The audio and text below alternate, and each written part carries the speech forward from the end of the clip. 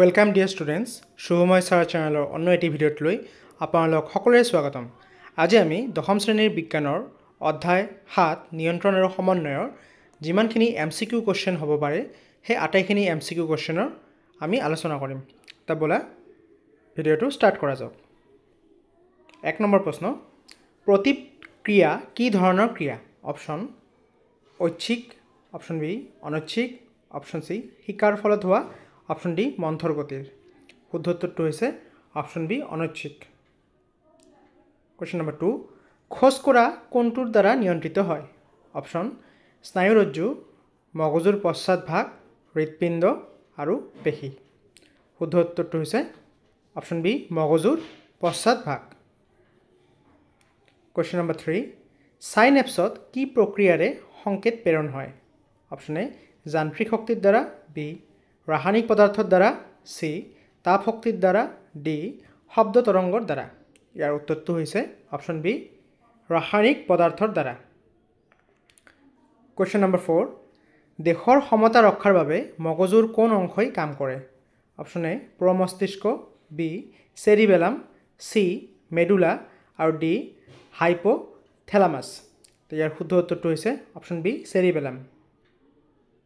Question number 5, ধূপকাঠিৰ গন্ধ আমি কেনেকৈ পাওঁ? অপশন মগজুৱে সংকেত সৃষ্টি কৰে, অপশন বি সংবেদী কোষে স্নায়ু কোষে মগজুলৈ সংকেত পঠায়, অপশন সি তেজৰ মাধ্যমত গন্ধ প্ৰেৰণ হয় আৰু অপশন ডি পেশীৰ সংকোচনৰ দ্বাৰা। ইয়াৰ শুদ্ধ উত্তৰটো হৈছে অপশন বি সংবেদী স্নায়ু কোষে মগজুলৈ সংকেত পঠায়। কোৱেশ্চন নম্বৰ 6, প্ৰতিক্ৰিয়াত মগজুৰ প্ৰধান ভূমিকা কি? অপশন এ প্ৰতিক্ৰিয়া সংঘটিত কৰে, অপশন বি তথ্য যোগান ধৰে, অপশন সি প্ৰতিক্ৰিয়া বন্ধ কৰে আৰু অপশন ডি কোনো ভূমিকা নাই। ইয়াৰ শুদ্ধ উত্তৰটো হৈছে অপশন বি তথ্য যোগান ধৰে। কোৱেশ্চন নম্বৰ 7, প্ৰান্তীয় স্নায়ু ক'ত থাকে? অপশন এ মগজু আৰু স্নায়ুৰজ্জুত, অপশন বি হৃৎপিণ্ডত, অপশন সি পেশীত আৰু অপশন ডি তেজত। ইয়াৰ শুদ্ধ উত্তৰটো হৈছে মগজু আৰু স্নায়ুৰজ্জুত। কোৱেশ্চন নম্বৰ 8, উদ্ভিদৰ কোন সঞ্জীৱনী পদাৰ্থই কোষ বিভাজনত সহায় কৰে? Option A auxin, option B gibberellin, option C cytokinin আৰু অপশন ডি এপচাইচিক এচিড। ইয়াৰ শুদ্ধ উত্তৰটো হৈছে option C cytokinin. Question number 9, নীলাজী বনৰ পাতৰ চলন কিহৰ প্ৰতি সঁহাৰি? ইয়াৰ অপশনবোৰ হৈছে পোহৰ, পানী, স্পৰ্শ বা তাপ। ইয়াৰ শুদ্ধ উত্তৰটো হৈছে অপশন সি স্পৰ্শ। কোৱেশ্চন নম্বৰ 10, অক্সিনে উদ্ভিদৰ কোন অংশৰ বৃদ্ধি বঢ়ায়? ইয়াৰ অপশনবোৰ হৈছে শিপা, কাণ্ড, পাত, ফুল। তো ইয়াৰ শুদ্ধ উত্তৰটো হৈছে অপশন বি কাণ্ড।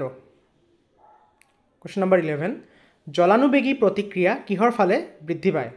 অপশন এ পোহৰৰ ফালে, অপশন বি পানীৰ ফালে, অপশন সি মাধ্যাকৰ্ষণৰ ফালে আৰু অপশন ডি তাপৰ ফালে। তো ইয়াৰ শুদ্ধ উত্তৰটো হৈছে অপশন বি পানীৰ ফালে। কোৱেশ্চন নম্বৰ 12, প্ৰাণীদেহত ৰাসায়নিক সমন্বয় কিহৰ দ্বাৰা হয়? ইয়াৰ অপশনবোৰ হৈছে স্নায়ু, হৰমন, পেশী আৰু তেজ। তো ইয়াৰ শুদ্ধ অপশনটো হ'ব option B hormone. Question number 13, iodine পুষ্ট লৱণ খোৱাৰ প্ৰধান কাৰণ কি?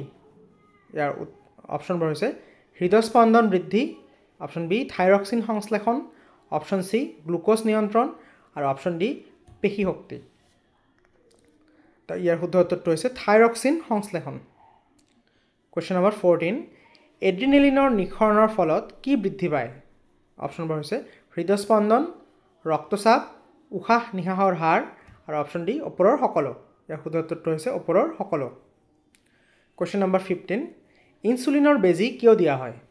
ইয়াৰ অপশনবোৰ হৈছে তেজত গ্লুক'জ কমাবলৈ, অপশন বি হৃদস্পন্দন বঢ়াবলৈ, অপশন চি ৰক্তচাপ নিয়ন্ত্ৰণ কৰিবলৈ আৰু অপশন ডি গন্ধ শক্তি বঢ়াবলৈ। ইয়াৰ শুদ্ধ উত্তৰটো হৈছে অপশন এ তেজত গ্লুক'জ কমাবলৈ। কোৱেশ্চন নম্বৰ 16, তলৰ কোনটো উদ্ভিদৰ সঞ্জীৱনী পদাৰ্থ? ইয়াৰ অপশনবোৰ হৈছে ইনচুলিন, থাইৰক্সিন, চাইটোকাইনিন আৰু এড্ৰিনেলিন। ইয়াৰ শুদ্ধ উত্তৰটো হৈছে চাইটোকাইনিন, অপশন চি। কোৱেশ্চন নম্বৰ 17, দুটা নিউৰনৰ মাজৰ ফাকক কি বোলে? ইয়াৰ অপশনবোৰ হৈছে ডেনড্ৰাইট, চাইনেপছ, এক্সন আৰু মাইলিন। ইয়াৰ শুদ্ধ উত্তৰটো হৈছে চাইনেপছ। কুৱেশ্যন নম্বৰ 18 মগজুৰ কাৰ্য কি অপশ্যন এ ভাৱ আৰু চিন্তা অপশ্যন বি দেহৰ সমতা ৰক্ষা অপশ্যন চি হৃদস্পন্দন নিয়ন্ত্ৰণ আৰু অপশ্যন ডি ওপৰৰ সকলো এই আটাইকেইটা হয় সেইকাৰণে ইয়াৰ শুদ্ধ উত্তৰটো হৈছে অপশ্যন ডি ওপৰৰ সকলো কুৱেশ্যন নম্বৰ 19 কোন সঞ্জীৱনী পদাৰ্থৰ ফলত পাত সৰে ইয়াৰ অপশ্যনবোৰ হৈছে অক্সিন জিবাৰেলিন এপচাইচিছ এচিড আৰু চাইটোকাইনিন ইয়াৰ শুদ্ধ উত্তৰটো হৈছে এপচাইচিছ এচিড এই হৰমনৰ কাৰণে আমাৰ উদ্ভিদৰ বিকাশটো বন্ধ হৈ যায় সেইকাৰণে পাতবোৰ সৰি যায় কুৱেশ্যন নম্বৰ 20 গ্ৰাহক অংগ বিকল হ'লে কি সমস্যা হ'ব পাৰে ইয়াৰ অপশ্যনবোৰ হৈছে বেয়া খাদ্য গ্ৰহণ অপশ্যন বি সংবেদন হেৰুওৱা অপশ্যন চি দুয়োটা আৰু অপশ্যন ডি কোনোটোৱেই নহয় ইয়াৰ শুদ্ধ উত্তৰটো হৈছে অপশ্যন বি সংবেদন হেৰুওৱা কুৱেশ্যন নম্বৰ 21 নিউৰনৰ কোন অংশই সংকেত প্ৰেৰণ কৰে ইয়াৰ অপশ্যনবোৰ হৈছে option A dendrite option B axon option C দেহক আৰু অপশ্যন ডি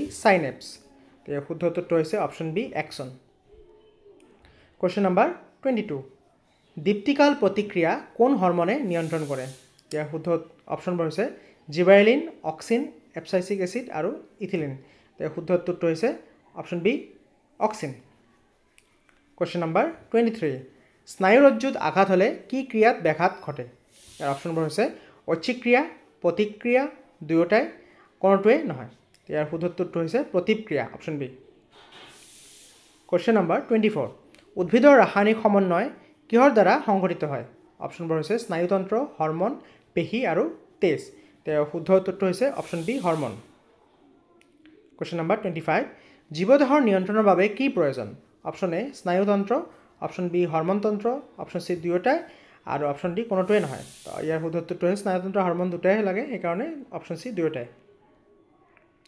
কুৱেশ্যন নম্বৰ 26 ঐচ্ছিক ক্ৰিয়াৰ উদাহৰণ কি অপশ্যন এ চকুৰ পাত জপোৱা অপশ্যন বি হাত উজোৱা অপশ্যন চি হাঁচি দিয়া আৰু অপশ্যন ডি হৃদস্পন্দন ইয়াৰ শুদ্ধ উত্তৰটো হৈছে হাত উজোৱা মানে হাত উচা কৰা হেণ্ড ৰেইজ কৰা 27 কুৱেশ্যন স্নায়ু প্ৰেৰণা কেনেকৈ প্ৰেৰিত হয় অপশ্যন এ বৈদ্যুতিক আৰু ৰাসায়নিক প্ৰক্ৰিয়াৰে অপশ্যন বি তেজৰ মাধ্যমত অপশ্যন চি পেশীৰ সংকোচনেৰে আৰু অপশ্যন ডি শব্দৰ মাধ্যমত ইয়াৰ শুদ্ধ উত্তৰটো হৈছে অপশ্যন এ বৈদ্যুতিক আৰু ৰাসায়নিক প্ৰক্ৰিয়াৰে কুৱেশ্যন নম্বৰ 28 পেশীৰ চলনত স্নায়ুৰ কি ভূমিকা অপশ্যন এ বৈদ্যুতিক প্ৰবাহ প্ৰেৰণ কৰে অপশ্যন বি প্ৰটিন সংশ্লেষণ কৰে অপশ্যন চি তেজৰ যোগান বঢ়ায় অপশ্যন ডি হৰমন নিঃসৰণ কৰে তো ইয়াৰ শুদ্ধ উত্তৰটো হৈছে অপশ্যন এ বৈদ্যুতিক প্ৰবাহ প্ৰেৰণ কৰে কুৱেশ্যন নম্বৰ 29 থাইৰক্সিন হৰমনৰ প্ৰধান কাম কি অপশ্যন এ গ্লুক'জ নিয়ন্ত্ৰণ অপশ্যন বি বিপাকীয় কাৰ্য নিয়ন্ত্ৰণ অপশ্যন চি হৃদস্পন্দন বৃদ্ধি আৰু অপশ্যন ডি হৈছে পেশীৰ শক্তি বৃদ্ধি